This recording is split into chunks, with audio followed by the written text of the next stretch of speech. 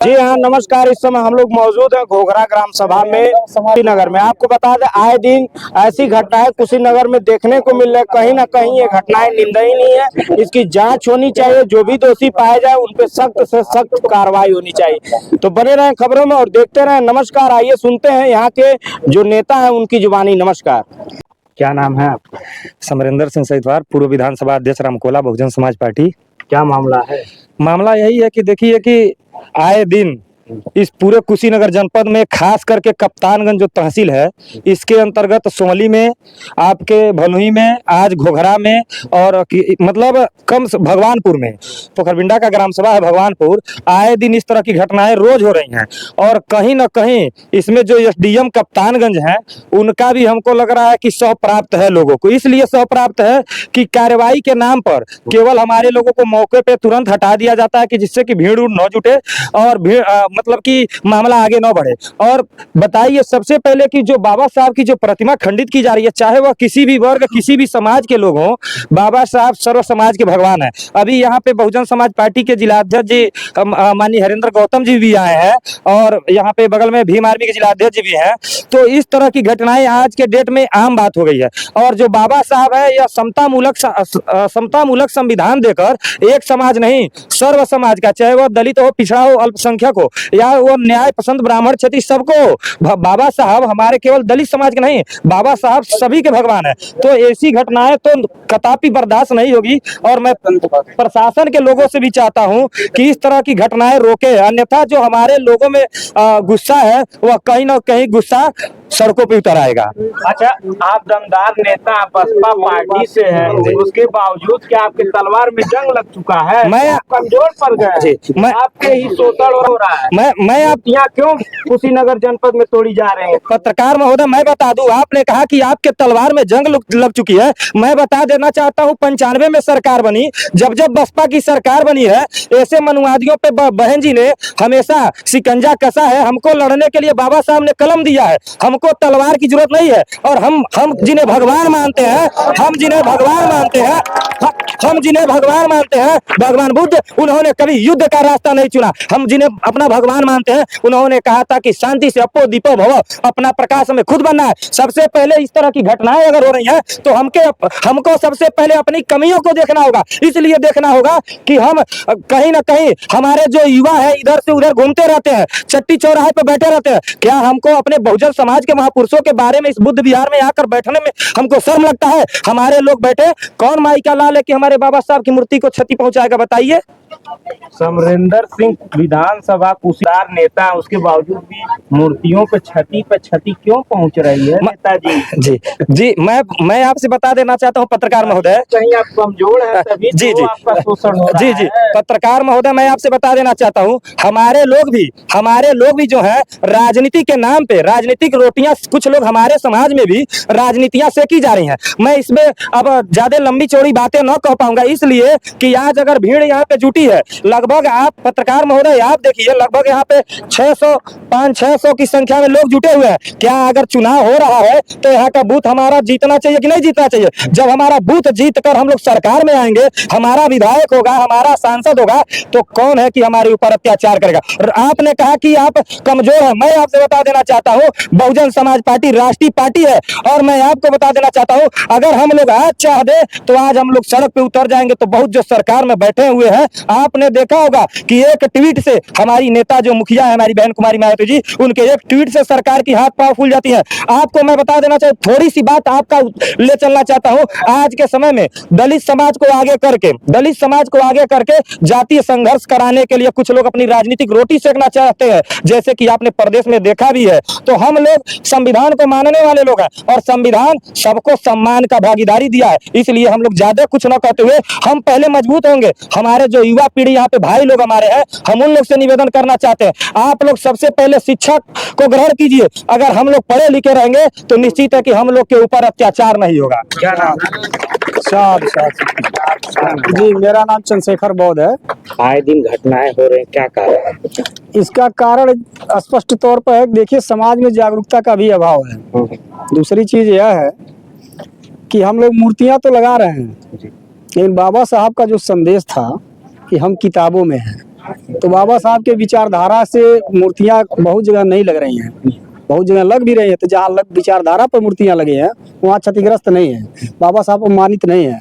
लेकिन जहाँ इस तरह की विचारधारा वाले लोग नहीं रहेंगे, तो अभी आप जो प्रश्न कर रहे थे, तो जाहिर सी बात है हमारे लोग अगर जो यहाँ शाम को या सुबह बैठते, इसका देख रेख करते, एक और यहाँ मोमबत्ती अगर अगरबत्ती जलती, तो वास्तव में ये घटनाएं रोकी जा सकती है।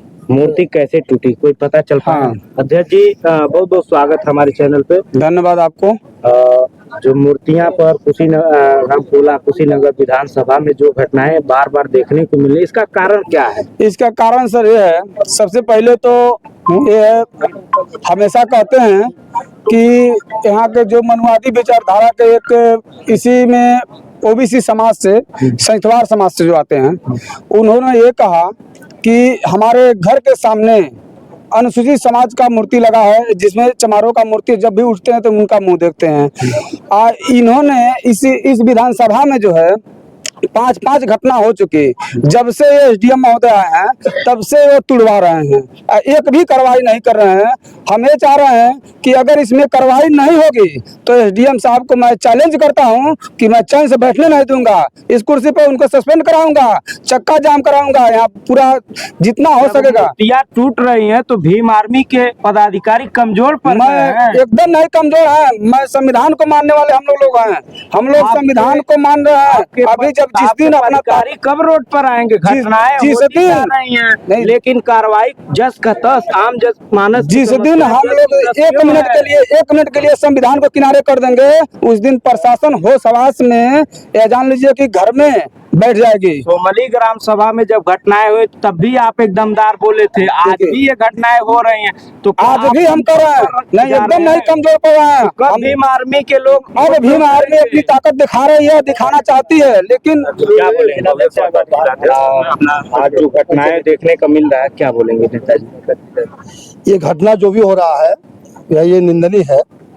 और रही बात जो है, ये जो बाबा साहब की मूर्ति तोड़ी जा रही है, किसी एक जात विशेष का मामला नहीं है। ये जो अराजक तत्व हैं, असामाजिक तत्व हैं, तो हर जाति में होते हैं।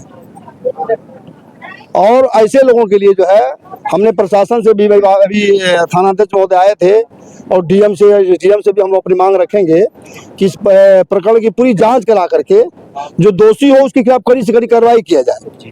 कार्रवाई जब 2-4 मामले में हो जाएंगे, 2-4 लोग उसमें सजा जब मिल जाएगी, तो समाज के और जो अराजक तत्व हैं, असामाजिक तत्व हैं, वो डर जाएंगे। फिर बाबा साहब डॉक्टर अम्बेडकर की मूर्ति टूटना रुक जाएगा, बंद हो जाएगा। तो कहीं न कहीं अधिकारी कमजोर पड़ रहे हैं कार्रवाई में, तभी तो ये घटनाएं बार बार हो रही हैं। ये जरूर है, अधिकारी कहीं न कहीं जो है इसमें गंभीरता से इस प्रकरण को नहीं ले रहे हैं। अधिकारी गंभीरता से ले, इसके लिए हम दबाव बनाएंगे। हम लोग खुद डीएम के पास बैठेंगे, एसडीएम के पास बैठेंगे, इस प्रकरण को गंभीरता से लें। ये कोई जाति मामला नहीं है। हाँ, क्योंकि अभी हमारे शर्मिंदर सिंह सतवार जी हैं, हम बहुजन समाज पार्टी के विधानसभा अध्यक्ष भी रहे हैं, तमाम पदों पर रहे हैं, जिला पंचायत लड़ने की अपनी तैयारी भी कर रहे हैं। ये कट्टर अम्बेडकरवादी है, आपने देखा है। तो हम किसी जात विशेष की टारगेट नहीं करते हैं भाई। जो अराजक तत्व है उनके खिलाफ कार्रवाई होनी चाहिए बस। बाबा साहब तो सब समुदाय के लिए काम किए थे, लेकिन आज भी जाति भेदभाव क्यों नजर आ रहा है? देखिए, बाबा साहब डॉक्टर अम्बेडकर सब समाज के लिए उन्होंने काम किया था, तो भेदभाव समता मूलक उन्होंने संविधान भी बनाया।